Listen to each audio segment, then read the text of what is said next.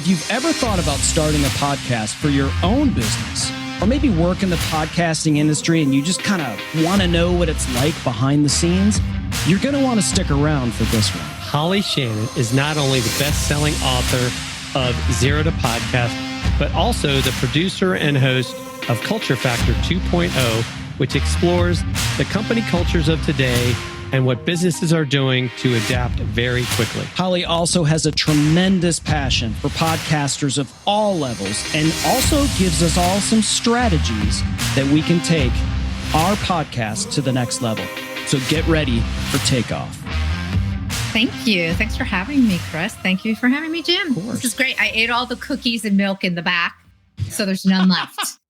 And I actually brought the champagne because you said it was a party. So, Oh, nice. You got a head start on us. Very nice.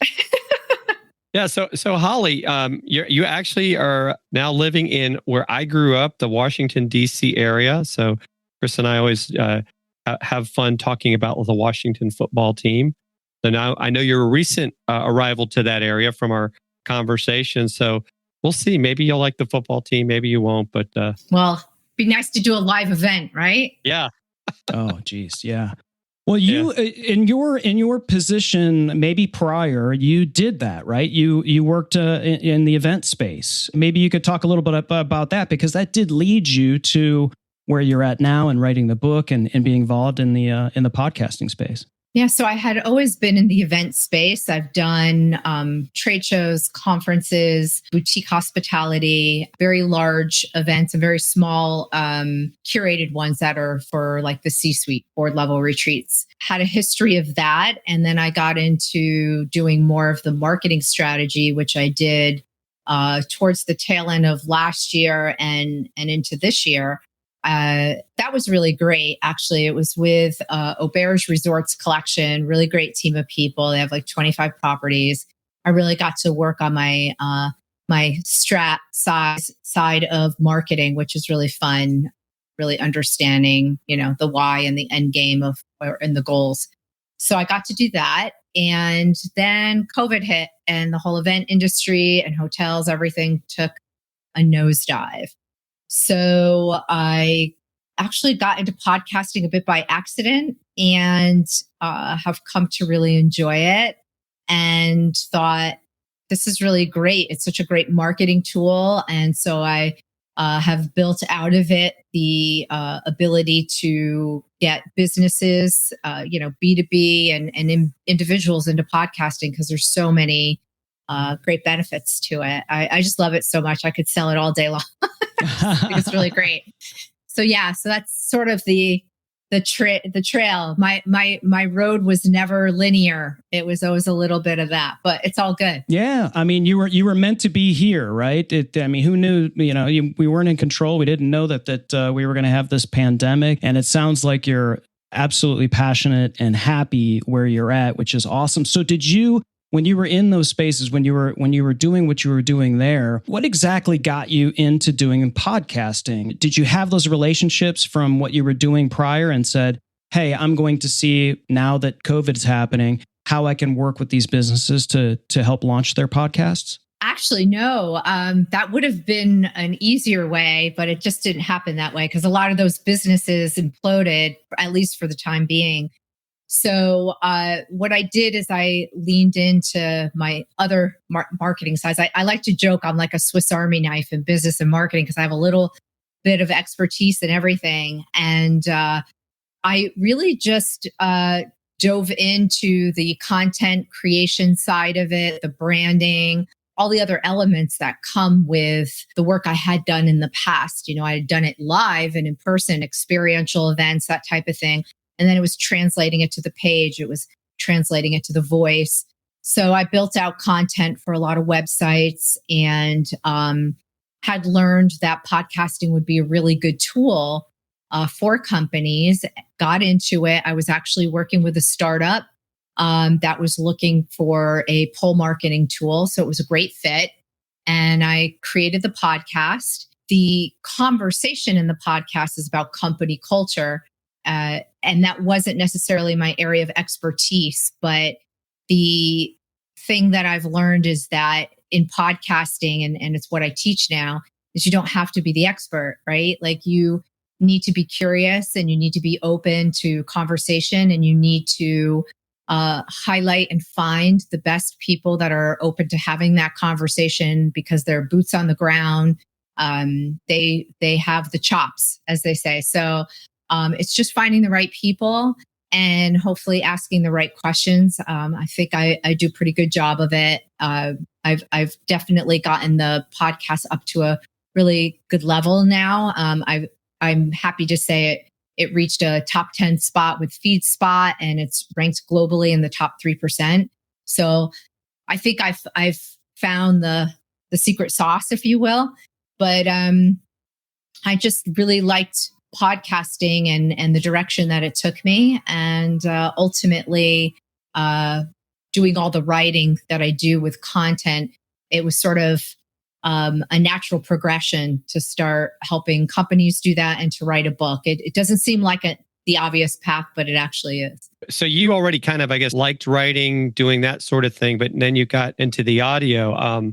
I think a lot of times it's like, I think it's that struggle to go from audio to written, but because obviously if you're able to put that stuff out. So really, what drove you then to write the book, Zero to Podcast? So I had the podcast and I realized that I am very curious and I might want to start another podcast. And so I was also transitioning. The startup I was working with was going one direction, I was going another. And I wasn't sure if I'd still have the podcast. So I decided, let me write myself a how-to manual. So that way, if I have to start something else, I have like the Cliff Notes version, if you will, because I took really good notes. I write. So I sat down and I really put all of my notes together. And really, it was just for me. It was literally a how-to guide so that I could start other podcasts and do it more for other people. And when I was done, I was kind of like, I should share this with people. Like I should not keep this just for me. And so I wanted to share it with the world. So I went about turning it into an actual book and not just something for me. And so now it's out there so that other people can get their idea on iTunes. So interesting. The original premise of you sitting down and writing this was just so that you could have your own manual. So when you decided that you wanted to do that again, you can go, oh, let me crack open this thing. I wrote down all of my notes. And then as you're going through it, you're sort of like, hey, this could actually help thousands, tens of thousands, maybe hundreds of thousands of people on down the road. Yes, exactly. So how much of the book is based on, let's just say, the philosophies of podcasting, not necessarily like the tech and stuff. So on Dealcasters, Jim and I talk to a lot of people that their first question is the type of microphone that you buy, right? And they immediately go into the delivery systems and like what do you use as your host? Do you use Simplecast or do you use Libsyn? And they immediately go into that kind of thing before they think about actually the content itself and why they're doing it, what they want to accomplish. So how much of the book is based on, that philosophical? Because I know when you're working with a lot of businesses, I'm sure, as I do as well, you'll talk to them about developing a podcast and you ask them why they're doing it, maybe, or what they want to accomplish. They don't really know what they want to accomplish. They just know they need one. And that's not really a reason, right? So philosophically, how much of that process is involved in the book? Actually, quite a bit. So I do address all of what I call the static pieces of it. Okay, so what's the microphone I'm going to use? What's the headset I'm going to use? And yes, like you said, the podcast host, is it Simplecast or Libsyn? And I do discuss all of that in there because they are legit questions, right?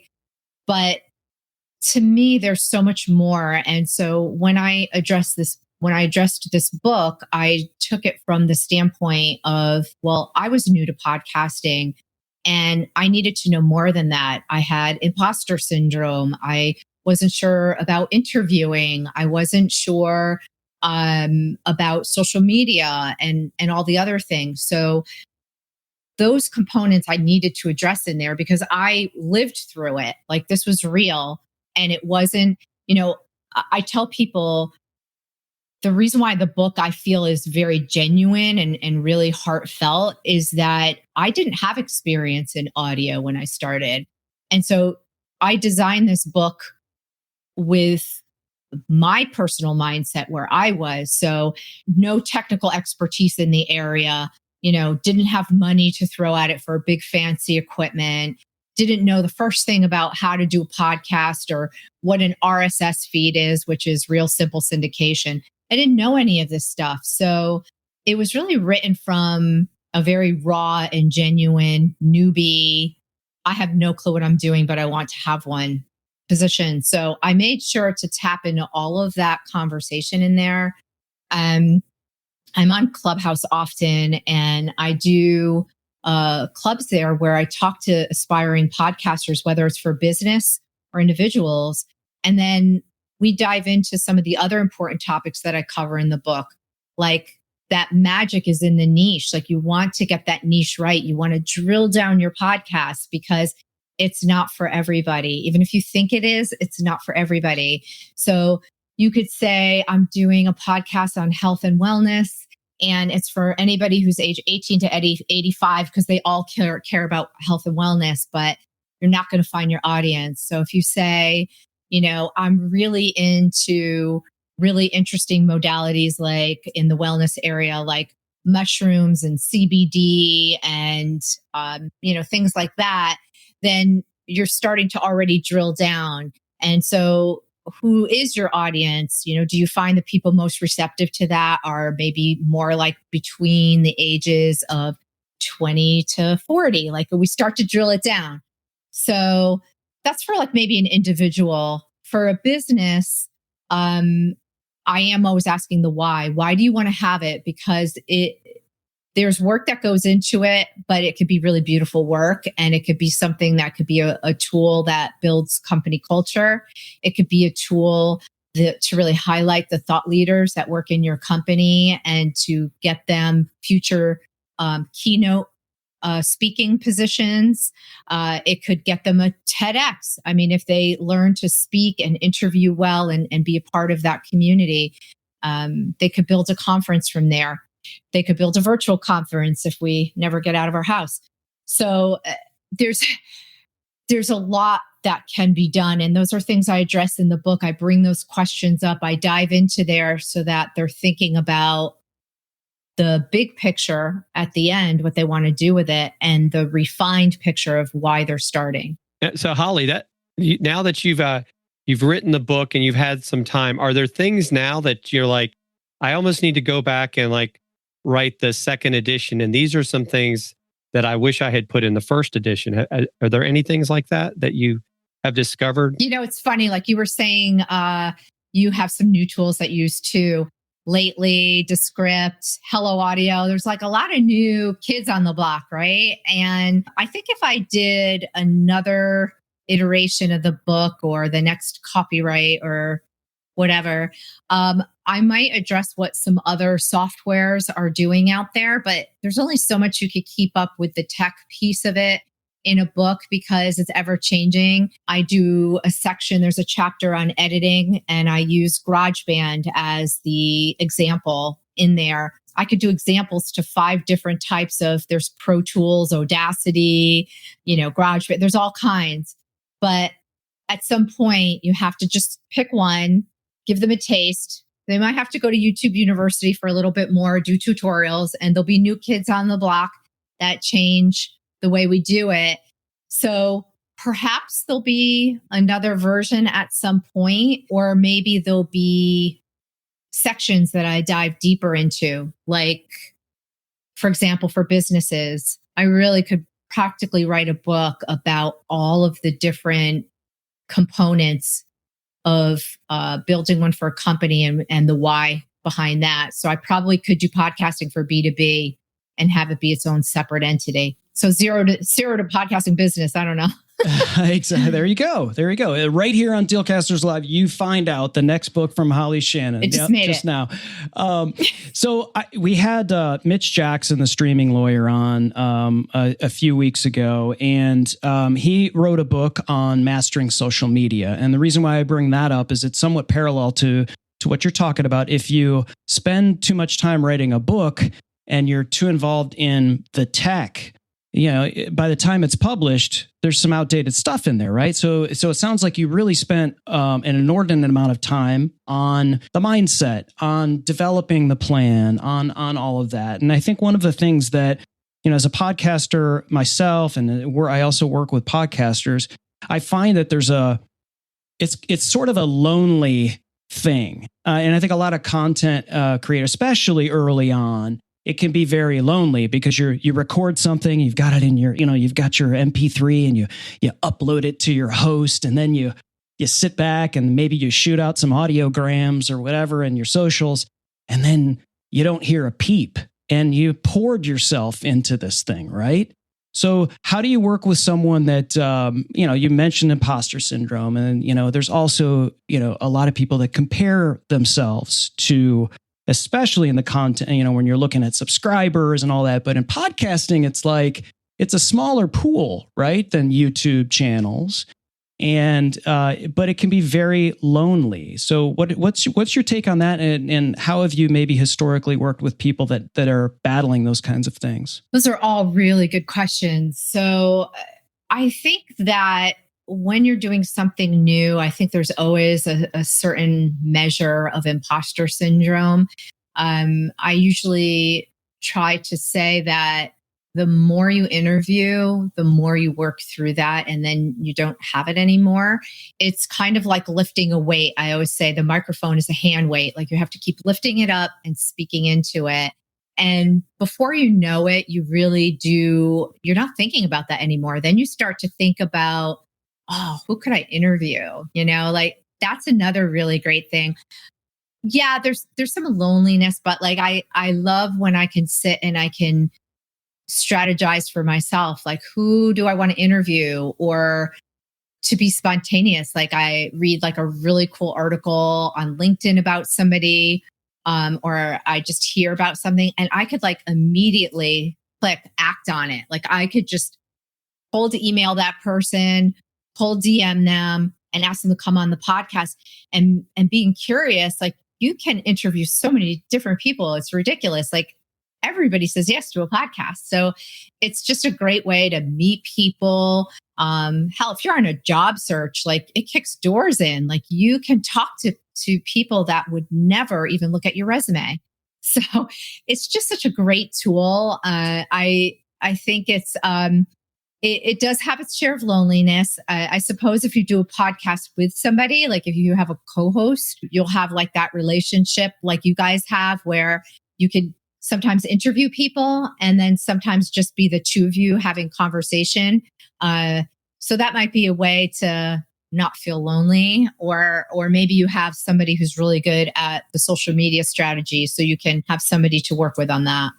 I love that. I think involving somebody else is key, whether it's hiring someone like you, or just having a partner, to just bounce some things off that will help you sort of sharpen the irons and give you some honest feedback, right? Lots of times people will say, well, what do you think about this? And the reason why they're asking you is because they want you to give them a compliment, right? But I think what I do is I try to surround myself with people I know will be honest with me. And if they do give me good feedback, then I can truly feel good because, I knew they would, let me have it if it sucked. Right. So I think it's important to surround yourself. And yeah, I'm lucky to have, Jim here on this thing. And I'm sure along the way for you, when you started Culture Factor and you started doing that, along the way, you found somebody that was helping you through your journey. Can you talk a little bit about that? I've had some interesting cheerleaders. So it's funny how social media has become where a lot of our relationships have been forged. Of course, my family supports me. I mean, it goes without saying. My son has been like amazing. He listened to my podcast He subscribes, he does all that stuff, and he listens to it. And then he talks to me about it. He says, he actually helped me improve some of my interview techniques because, you don't know what you don't know. And so that was pretty cool for me. So I am surrounded by that. And being on social media, I've had so many interesting conversations with people on LinkedIn, Clubhouse, Instagram, people I've met. And it's so nice because you can riff with them. You could collaborate with them. Sometimes they become people that you interview. So yeah, I think I've had both. What I'd love to say though, Chris, is to what you said about being able to take criticism. I think it's all about active listening on both sides. So being able, when you're interviewing somebody, to actively listen, to like hear what they're saying without already formulating in your head what you want to say. But I think it's the same thing for criticism, like being able to actively listen, absorb what that person's trying to share with you, and not try to be looking for compliments or validation, and more just being open, like, okay, they're sharing something with me for a reason because they trust me and I trust them. And even if it hurts a little bit, I could grow from this. So I just got to be in that moment, So even when my son said to me, Mom, you don't have to say, so let me ask you this question. He said, because you're already asking the question, exactly. That type of thing. Like, I was like, oh my gosh, like I could have taken that personally and been like, well, don't criticize me. I'm doing the best I can. Or I could say, yeah, you know what? That's kind of redundant. I guess I don't need to say, can I ask another question when I'm going to ask another question? So we're all just learning. Again, right. We don't know what we don't know. It's all good. Exactly. Yeah, it's those conversational things. And Jim gets me on this all the time. He's in Toastmasters. So he catches me all the time on things like, can I ask you a question? Well, of course you can ask a question. We're on a podcast. You don't have to ask me to ask a question. Right.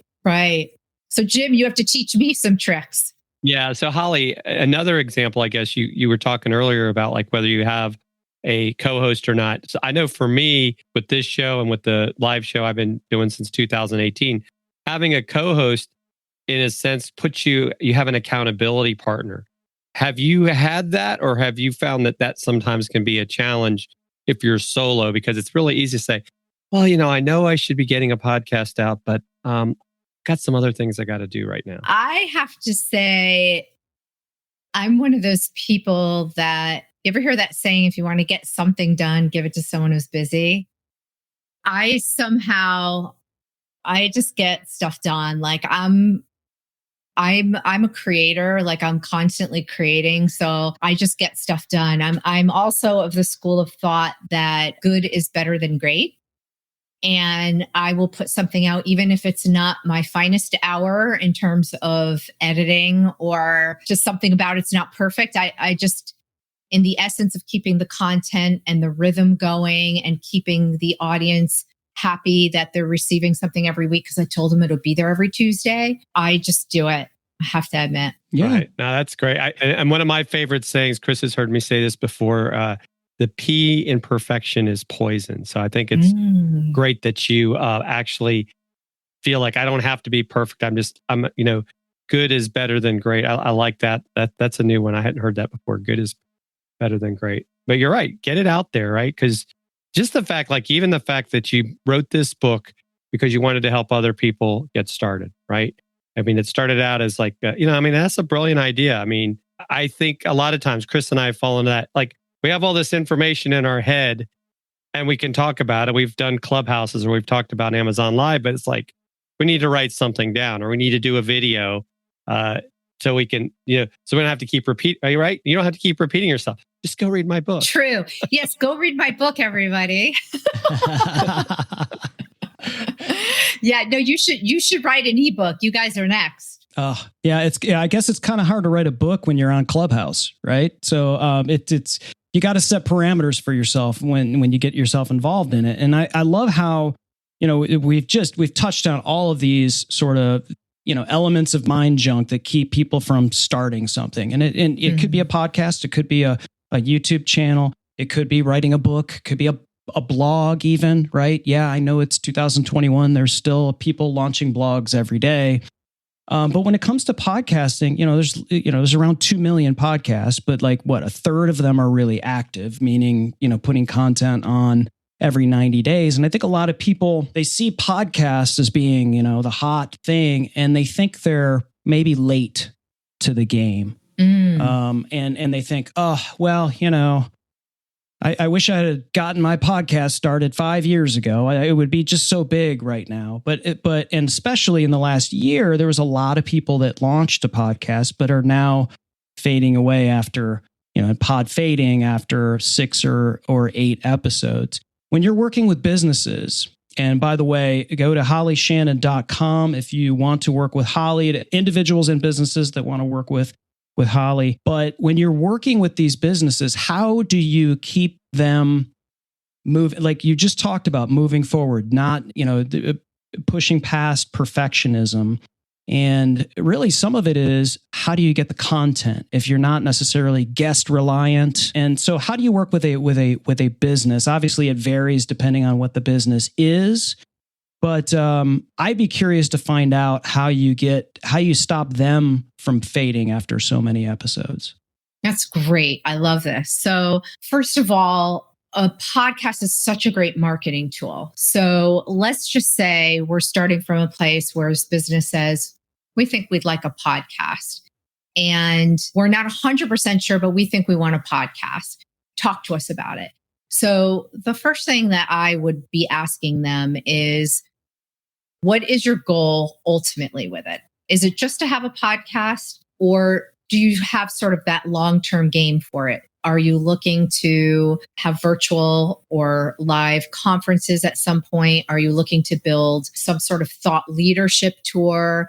Are you looking to get speaking engagements? What are you looking to do? So I think understanding that and creating a pipeline for success is being consistent about putting out the podcast, because it gets you from the beginning idea through to all of the vision that you have.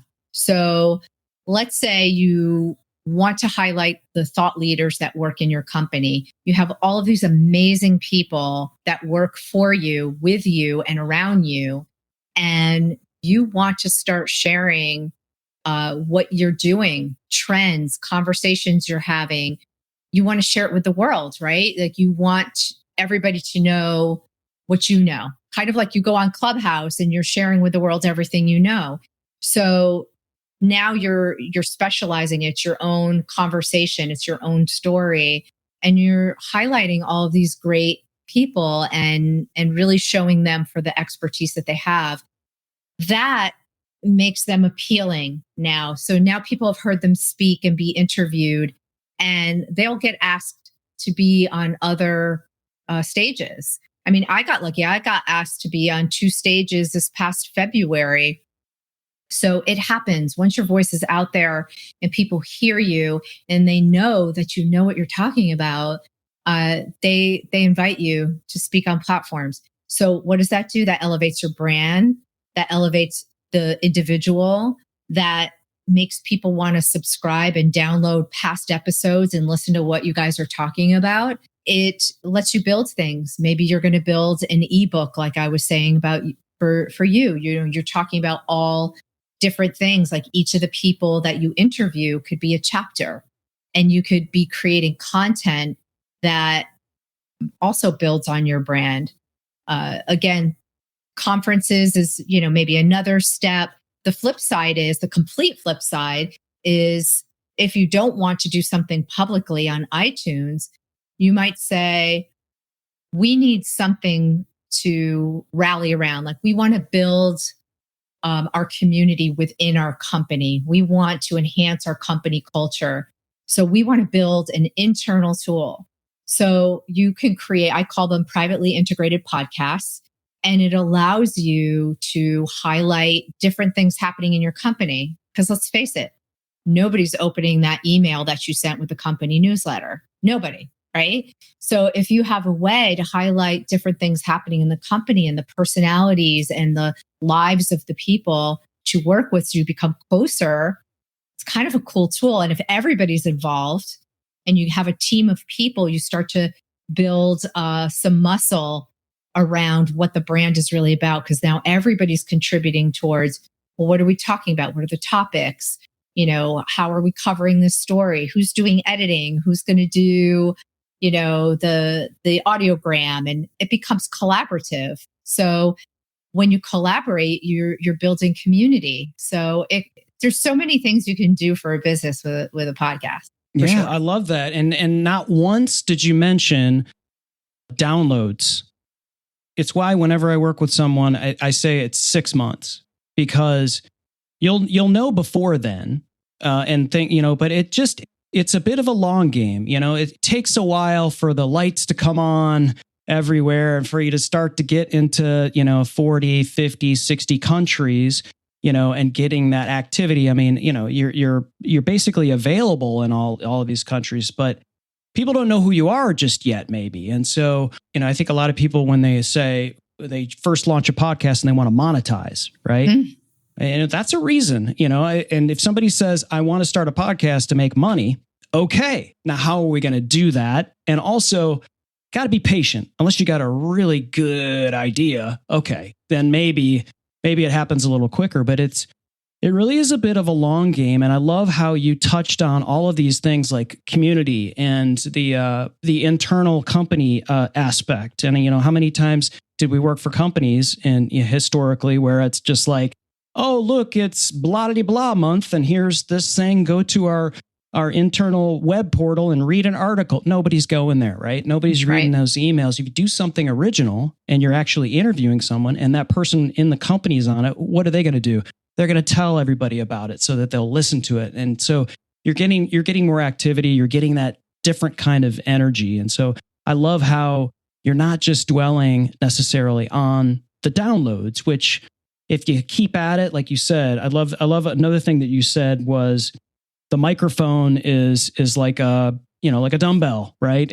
And we say it all the time. You got to put the reps in, but the microphone being a dumbbell is just like, it just sort of adds to that. But once you get those reps in and you're a real podcaster after 6 months or so, then you start seeing what you hoped you would start to see at the end of it. And if that's, driving them to more products or creating a community or any of those things, that's when those things start to happen. I agree. I'd like to make 2 points. So you spoke about the downloads, and everybody gets so caught up in these vanity metrics.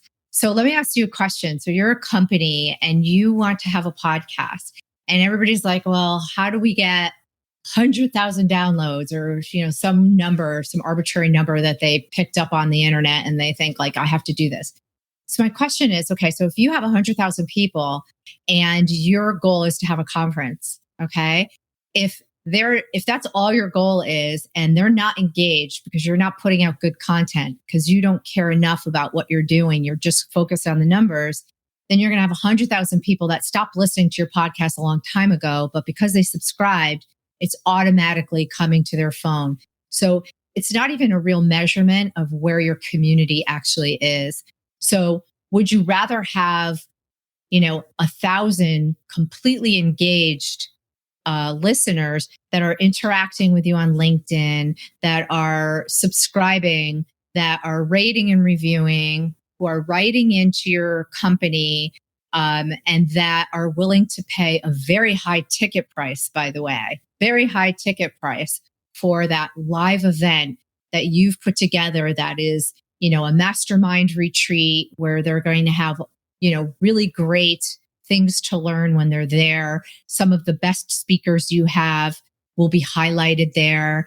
They'll have ways to grow themselves because, the people you're talking to obviously have a growth mindset, right? So do you want to have like a really high ticket, very exclusive mastermind retreat down the road? Or do you just want 100,000 people so you could just say you had 100,000 and then you got some ads that were some monthly recurring revenue, but does not beat that nice price ticket, right? For the conference. So they're not all created equal. Yeah, that's a great point. And actually, our friend Phil is chimed in, and he has a question. And in this, Phil, part of what Holly just said will help you, I think. So Phil has said he's been on some radio talk shows before, but hadn't really thought about podcasting. And now he's thinking about it more. And I want to say he's in cybersecurity, home security, Chris. Yes. Is that right? So he's thinking, well, would this book be a good place for me to start learning about podcasting? I think he's in the perfect one of those niches that a lot of people would say, I'd love to listen to somebody talk to me about this subject that's an expert. I mean, what do you think, Holly? 100%. First of all, like we said, the magic is in the niche. So the fact that you're already niche down and you specialize in that, Phil, and it's something that you are knowledgeable about, that is perfect. And you could interview people. One of the things I tell people is if they're very busy with their work, so obviously you're busy with your cybersecurity, you can interview people, but you could also do moderated versions as well. So it's just you speaking on a very specific topic. So you could keep your content very consistent and coming all the time. But when you don't have time to interview somebody, you're kind of interviewing yourself and speaking about, one aspect of cybersecurity, for example. Yeah, he's a great example of it. I've watched a couple of he's an Amazon Live creator as well, and you can tell like within 5-10 minutes, I'm learning something already, and you can't turn away. You're like, I didn't know that. I didn't know that. I started asking some questions about voice activated home security. I didn't know about it, and that's the great thing about podcasting is that, like you said, you could be super niche. In fact, you should be super niche because I think a lot of people think that barrier to entry is just, oh my gosh, it's just so huge. Well, there's 38 million YouTube channels. There's 600 million blogs. There's all of that stuff. I should say there's like 1 billion websites or something. There's less than 2 million podcasts and a third of them are active. Yeah, exactly. I want to go there. I want to go there and be there where, like you said, Holly, it's like I've worked with people that are getting calls from India to work with them. Getting calls from all over the world because they heard a podcast. And one person said, well, I just wanted to be sure that you were the same person that I heard on that podcast. And they got the business. And that means so much to someone because it's maybe not financially, but it's a payoff. It's like, that's what I needed to hear. That's a payoff. This is why I'm doing it. This is why I lifted the microphone and did the curls and put in the reps. Yeah, exactly. Awesome. Exactly. So Holly, tell us about the podcast itself. And maybe Chris, if you want to. A lot of times we'll listen to a podcast and we'll make it personal. And we'll go, oh man, I just love this and I love this and I love this podcast. And then all of a sudden it's like, why aren't I think one of the greatest things you can give to a podcaster is to share it with somebody else. And I don't think there's any greater marketing thing there is for a podcast other than somebody go, have you heard Culture Factor 2.0 by Holly Shannon? Man, this interview she had with Stephen Eugene Kuhn was just, man, she talked about this, he talked about this or whatever, and share it with somebody. I think that is the greatest marketing engine for a podcast. What's your take on that? I agree. I share podcasts all the time. I enjoy listening to other people and the different stories that they share. And, word of mouth is always the best, right? So if you could share Culture Factor, that would be really great. And eventually I'll have another podcast. I'm building Zero to podcast now. So there'll be another one. So please share because, that's what it's all about. And sharing is caring. Yes. You had asked me about the podcast and what it was about. Mm-hmm. And so what I'd like to tell you is that Culture Factor started out around the concept that culture eats strategy for breakfast. It's a famous saying. And it was one that really reflected classical business and the way it's always been done. And started the podcast with that in mind and was interviewing people about what makes a healthy company culture for them, and it was from the C-suite, talking with founders and leaders and really having that conversation. Along the way, I sort of changed it again because what was difficult is that COVID changed the narrative, right? Like it changed the way we traditionally do business. So not everybody is going to those skyscrapers that are, up and down Fifth Avenue in New York City anymore. And we're in a fragmented world. We're all remote, somewhat hybrid. There's some companies that have just gone under. Some are just trying to figure it out because maybe they're in like manufacturing and distribution. Thank you, essential workers. And so it's changed. And I felt that the old model for doing business was not the conversation anymore. So I took a look at company culture and said, it's different now. We have to talk about how COVID is shaping it. What are leaders doing now to keep their businesses afloat? And what's happening with the people who work there? Some are having excruciating levels of burnout, and some are becoming emerging leaders. Like there's this whole new dynamic happening. And so it was really important to me to reframe the podcast. So I actually rebranded it in October to reflect a saying that Seth Godin said in his book, This is Marketing. He said, culture is strategy. So I shifted it to really focus on that. And I shifted my conversations to talk about how leaders are managing what they're doing. And I actually have interviewed, up and coming leaders that are in the ecosystem of their business to try and understand, well, what are they doing? How are we all working together? Our work life and our personal life are so intertwined now. There's no work-life balance is kind of a fallacy, right? Like it's really hard to say that even exists anymore. It's one thing when work takes away from being with your family, which happens often. People have overtime and all that. But when work physically infiltrates your home space, it changes the dynamic. Everything that's like personal and private and special is now up for public consumption, right? So it's really, really hard.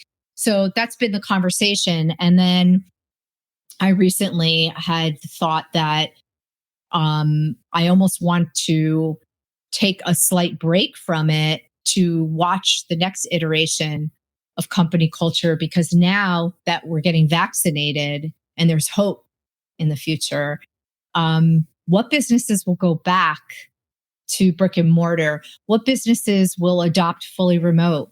What businesses will go hybrid? And what will work? Not the same for everybody, but what will work, and what does business look like then? And how are you building culture now? So the podcast really has taken on a lot of different lives, and I'm not even 100% sure where it's going. So maybe that's the beauty part of it. So we'll see where it goes next. So Holly, you mentioned that you've talked to some people on the podcast that are emerging leaders and that have developed great, strategies, tactics, what have you, to develop, and make their company grow during this time. And what are some examples maybe of people that you've spoken to during this time, and maybe some things that they're doing that are changing this whole narrative? And then when we get to the other side of this, or when, like you said, the vaccine's out and people start to feel more comfortable, coming and, together and whatnot, are they going to thrive and be that further ahead from those that are just sort of sitting and waiting back for the doors to just open again? Such great questions. So, there's so much to unpack there. So the ROI, it's always the end goal, right? Like, have we increased productivity? So the answer is yes and no, right? There's certain companies that have really thrived through this. You look at the tech industry, for example. Make no mistake, they're years ahead of us now, right? Like if you're a store that made cookies and you're a store who made a SaaS platform, it's like a completely different animal. So I think that people are moving forward. And what I'm seeing is that when I say emerging leadership, I think that companies, because this happened so fast, they were open to people within the company morphing the company, like helping it make changes and open to new ideas, because it was overnight. For the first time, we could really say it was overnight, right? So, the only way to really survive is to really lean in on the talent that's there and let them rise to the top with ideas and hope something sticks to the wall. So that did happen.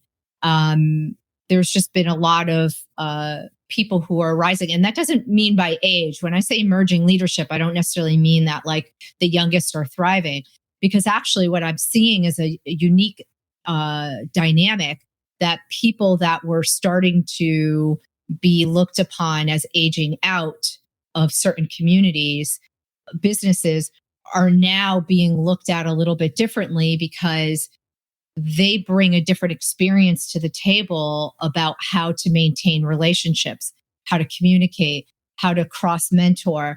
They bring other things to the table that somebody who's new to the business world doesn't bring. And it doesn't mean that they won't have those skills at some point, but somebody who's 25 does not have the same amount of knowledge that somebody who's 40. They might be extremely well schooled and they may have great things to share, and they will, and they're going to grow, and everybody can thrive with the company. I'm just saying, make no mistake, there's been emerging leadership happening in a lot of different ways. And I think that's what's so beautiful, is that I think everybody can win in some way if companies recognize that, if they can pull together and allow for that to emerge. And when I say mentor, cross mentor, like I think it's really important that somebody who's 25 years old in the company is mentoring somebody who's 50, and somebody who's 50 is mentoring somebody who's 40, and that it's going back and forth. Yeah. Because I learned from my son, how to use things, and I'm technically proficient. Like I've been on a computer forever. I launched a podcast in 3 weeks. Like I'm technically proficient, but you know what? Sometimes I lean in and I say, okay, what just happened with my computer? Help. Right? Yeah. I mean, it's about being open to anyone around you, whether they're in your company or around you, because there's some bad information out there. Let's not, but you can learn a lot. Like I used to, whenever I would go into a company, I would spend time with whoever was in reception. I would go walk into the mailroom. I would go, these aren't companies that I actually worked for. I think there's ways for you to, it could be a client, it could be whatever. And then there's got to be ways to do that virtually now as well, whether we're going to be there physically or eventually in a hybrid sort of situation. How can you transfer that energy? How can we share that information regardless of age and everything else, in terms of diversity? How can we learn from each other? How can we listen, right? How can we listen to that person who's 24 years old? And how can we listen to that person that's 58 years old and everywhere in between, no matter what gender, color, anything. And I think there's something to be learned. So I'm glad you brought that up. And it's just, it can be disappointing at times to think, boy, I wish that had happened prior to COVID, and then we never had COVID, right? And then, that would be fantastic. But, those are things that you have to go through in order to learn, I guess, for some companies. Yeah. I mean, I'm not saying it's perfect for every company. I mean, I think a lot of them are still struggling, but the ones that I have seen that have embraced that emerging leadership mentality, a growth mentality, to let people school up, learn up in any way they want, because they have like an idea and they want to see if it helps. Those companies are really, they're doing well. They're doing really well. So it's why the podcast, I'm hopeful like people listen to what other companies are doing, because we learn from each other, right? We learn from the people we work with, but we also learn by listening to podcasts and finding out what different companies have succeeded at. Some are killing it on Twitter. They're building. Morning Brew is a perfect example. They're building and scaling publicly on Twitter every freaking day. And they're building the individuals that work there. Personal branding is happening as well. I had Toby Howell on my show. He's 25. I learned a lot from him. I'm not 25. So I learned a lot from him. He's amazing. There's just so many people, like, we all have something to share. Just got to be like open to the process and open to the dialogue, right? Actively listening. Love it. So Holly, you made a major shift, like a lot of us had to because of what happened with the pandemic. Where do you see yourself going? I mean, now that you've kind of like, you've got this business, you're working with other companies to help them with podcasts. Do you see yourself staying in this space, or do you think you may go back into the event industry?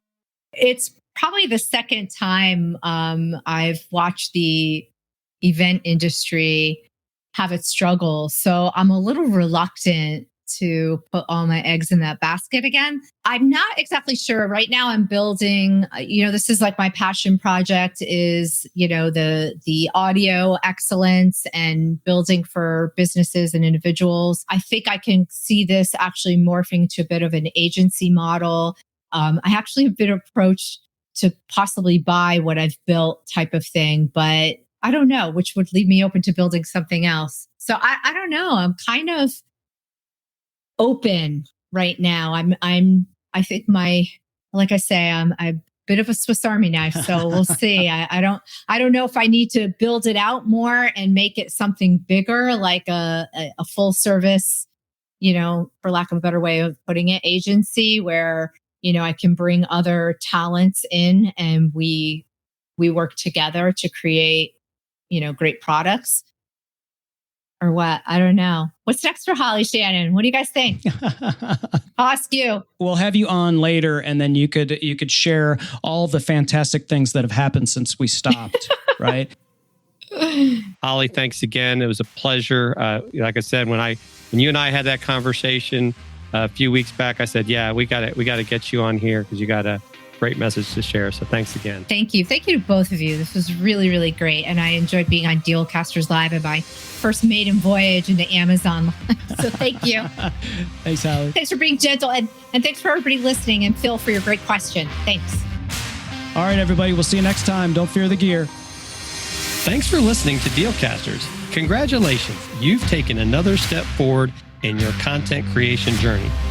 Please don't forget to hit the subscribe or follow button here in your favorite podcast player so you can be reminded every time we drop an episode. We love hearing from our listeners and viewers. And if you're wanting to watch our shows live on Amazon, feel free to follow Dealcasters Live as well at dealcasters.live. Follow us on Twitter or subscribe to our YouTube channel, where we also included added content that you cannot find anywhere else. If you have questions about this episode or have something you want us to review, you can also email us at dealcasters@dealcasters.live. Thanks again for listening, and you know the deal. Don't fear the gear.